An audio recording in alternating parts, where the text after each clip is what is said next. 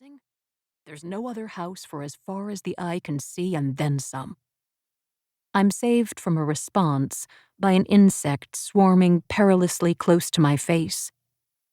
It hovers in midair, likely calculating its plan of attack, before it finally retreats with an irate buzz, as though recognizing me as an interloper and reluctantly ceding its territory. I wish I could hie off with it. There are those who hate city life, the houses close together, the streets teeming with people, the noise and the bustle, but I've grown accustomed to it, find familiarity in the sounds that play in the background of my days. The silence here is deafening. "Anna?" Robert asks again. I take a deep breath, lifting my skirt out of the swampy muck. "I would like to see the rest of it," I announce, biting back a string of blistering curses. "You should see the best part," Robert announces, pointing past the house to the view of Biscayne Bay. "You can't put a price on this location." I could, and my price would have 10 attached to it, whereas I fear Robert's has quite a few dangling behind an astonishing number. I trudge past the house, and I walk toward the water's edge, careful to keep a healthy distance between me and the bay. I've always had an uneasy relationship with the ocean.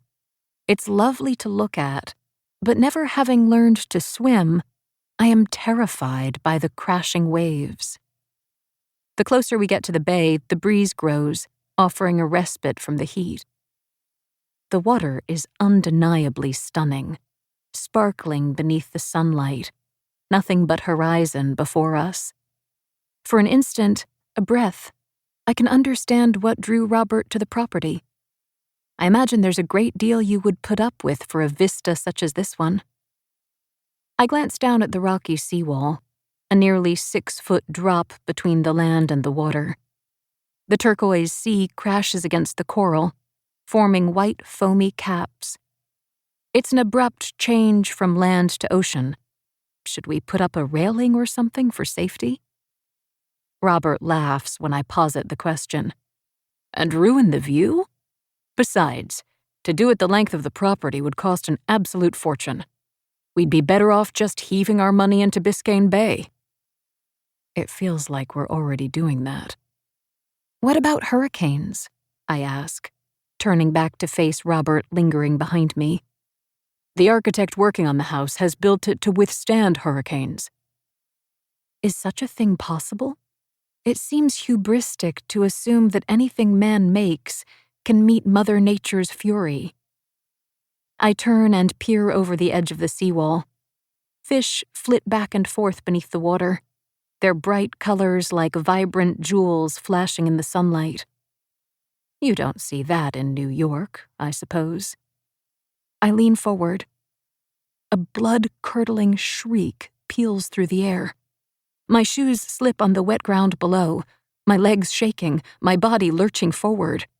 A hand settles on my waist, fingers curving around my dress, settling just above my hip bones, tugging me backward away from the sea.